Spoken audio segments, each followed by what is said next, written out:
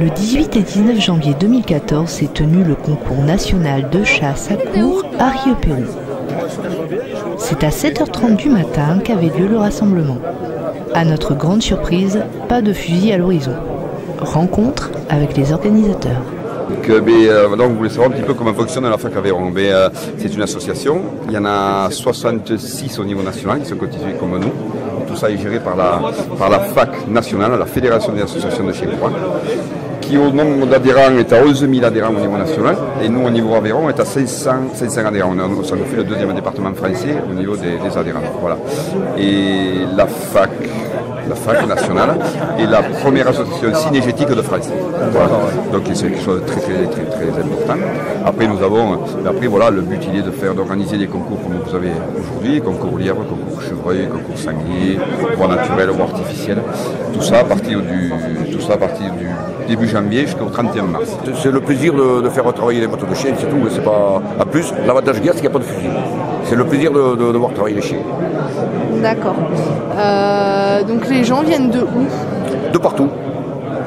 Il y en a de Haute-Loire, des Hautes-Pyrénées, du Lot, de l'Hérault, du Cantal, de l'Aveyron en majorité, des Aveyronnais. Ah mais ça fait quelque chose de bien ici au niveau ouest Aveyron, il ne se passait pas de manifestation canine, et si vous voulez c'est un truc qui est vraiment a bien pris depuis 2 ans, à part l'année dernière qu'on a eu la neige, on n'a pas pu le faire, mais sinon c'est un truc qui est vraiment formidable à faire. Voilà. C'est entre chiens et loups que commence la première meute. Le but du jeu étant de lever le lièvre de son gîte. Et cela s'avère beaucoup plus difficile qu'il n'y paraît.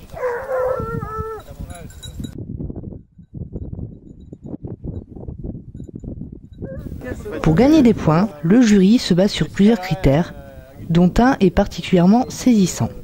Si la meute tue le lièvre débusqué, elle est disqualifiée d'office. Alors, pour mieux comprendre le chasseur et ses motivations, nous avons interviewé quelques-uns d'entre eux. Je chasse, je viens de prendre mon 50e permis. Donc je chasse depuis très longtemps avec des chiens courants et j'ai vécu une évolution de la chasse qui va vers ce que nous essayons de prôner, c'est-à-dire l'acte de chasse pour les chiens, avec les chiens, et en mettant en second plan le prélèvement. Et qu'est-ce qui t'a poussé en fait à pratiquer la chasse? Au début c'était le plaisir, je chassais qu'aux chiens d'arrêt, c'était le plaisir de marcher, de me défouler. Voilà. Moi, la nature, d'abord, le travail du chien, le gibier est très malin, on ne gagne pas toujours.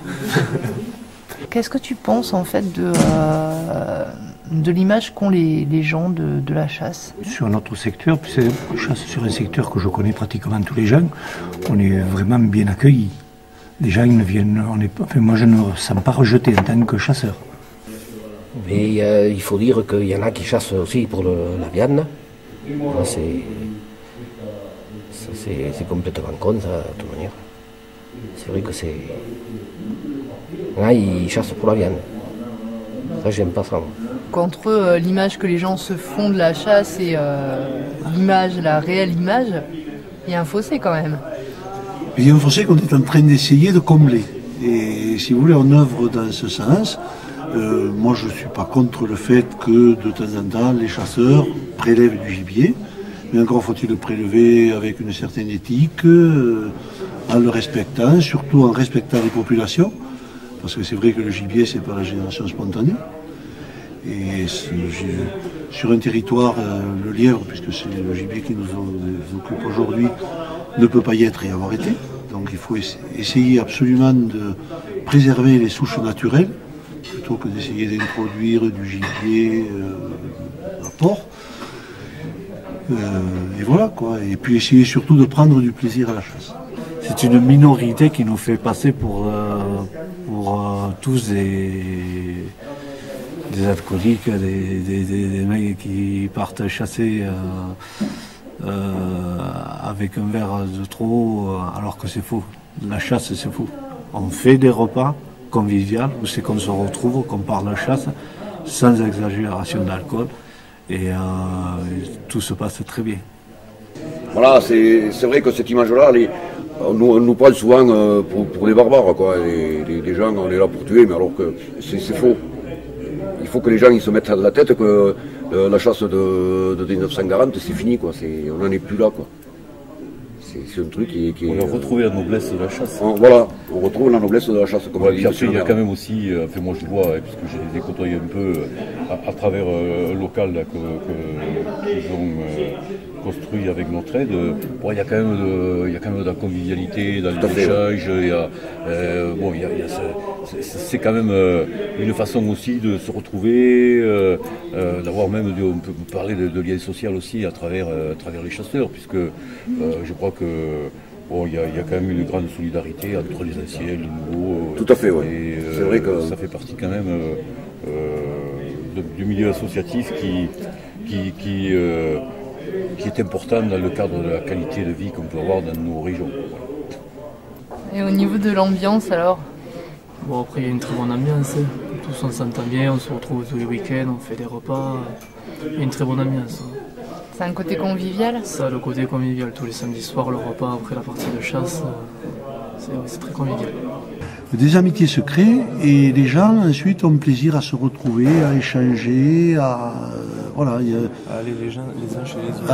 Aller les uns chez les autres. On organise très souvent, outre ces concours, des rencontres où, bien sûr, tout le monde laisse le fusil à la maison et où on regarde chasser la meute du copain en essayant de voir les qualités de ses chiens, voilà, d'échanger et de progresser.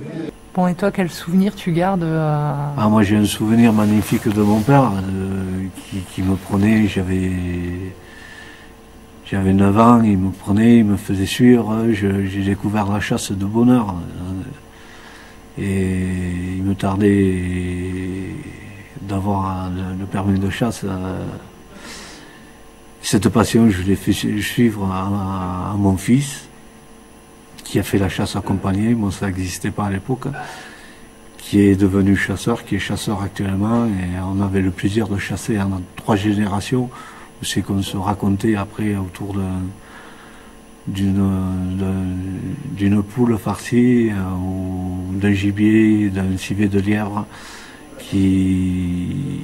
on se racontait toutes les histoires que l'on passait ensemble. La meute de 10 heures a elle aussi connu quelques déboires. Si les chiens mènent la danse et promènent l'assemblée, le lièvre sait semer les intrus.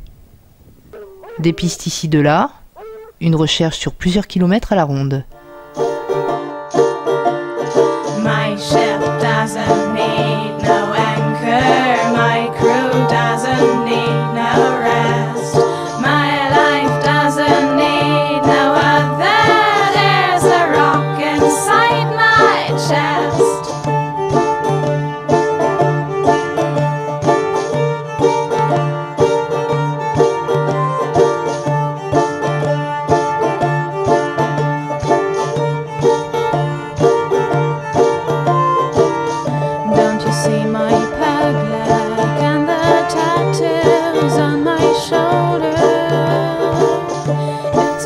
Soudain, surgit de nulle part, ce n'est pas un lièvre qui pointe le bout de son nez, mais un chevreuil.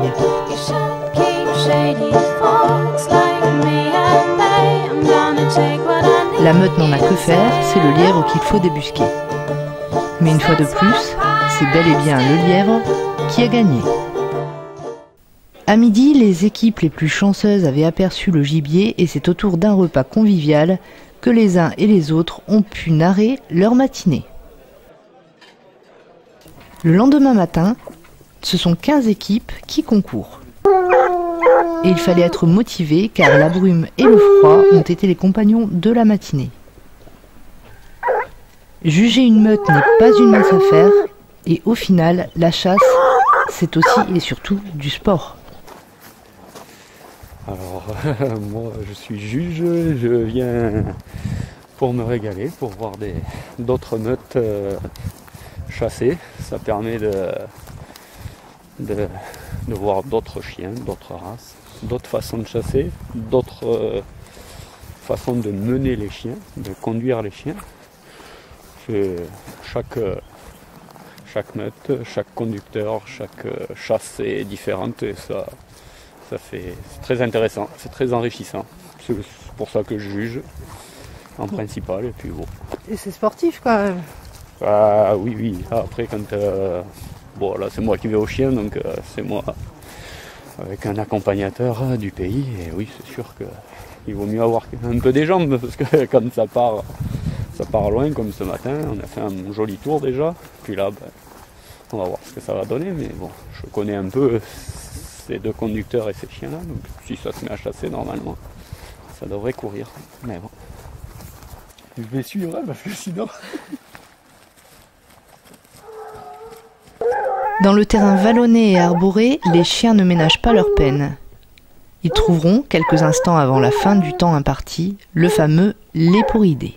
Les chasseurs sont de retour au point de départ pour se restaurer et échanger. Un repas à la saveur particulière puisque les juges sont en train de finaliser le classement de manière méticuleuse, l'enjeu étant l'accession à la finale nationale qui aura lieu fin mars à Roquefort. On délibère des notations qu'on a menées pendant toute la course, pendant toute la chasse, et on en délibère, et sorti de là, avec la feuille qu'on a pour nous expliquer, on note les chiens et les conducteurs. D'accord. Et est-ce qu'il n'y a pas des facteurs extérieurs qui font que ça réussit des fois mieux que d'autres? Au niveau des notations ou au niveau de la chasse? Au niveau des notations et de la chasse en elle-même. C'est surtout au niveau de la chasse. Au niveau de la chasse. Le facteur extérieur, au niveau le temps déjà, plus ou moins.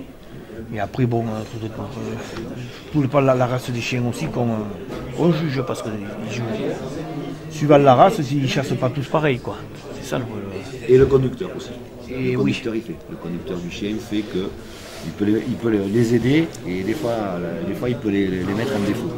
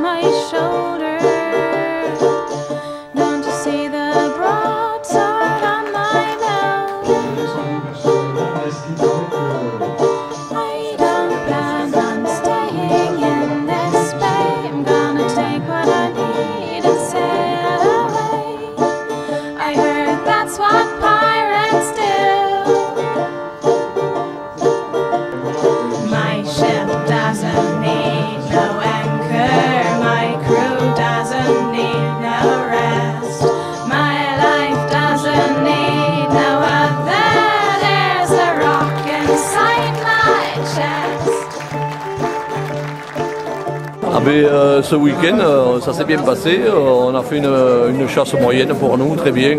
Voilà. Bon, au niveau de l'ambiance? L'ambiance est toujours très bonne de toute façon. Très bonne ambiance, très conviviale, avec un très bon esprit. Un esprit à fac. Bon, alors si l'année prochaine ça se refait, vous participez ou pas? Je serai là à nouveau. Merci tout le monde, toute l'équipe. Et les chiens se sont bien amusés parce qu'ils ont pu bien en profiter. Et à la prochaine, rendez-vous du coup fin mars à Roquefort. Espérons pour tout le monde et que, surtout que les chiens puissent bien bosser. Ces meutes qualifiées vont participer à une finale régionale.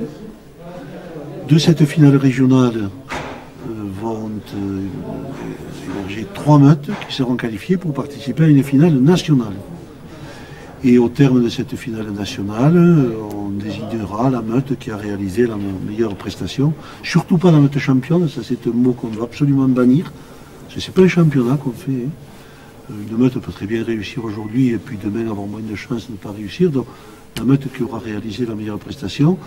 On va donc avoir, on a la chance d'organiser ça dans l'Aveyron, on va avoir 19 meutes fin mars à Roquefort, tout près, dans notre département, et qui vont représenter toutes les régions au niveau national. Alors là, ça va être une très grande fête.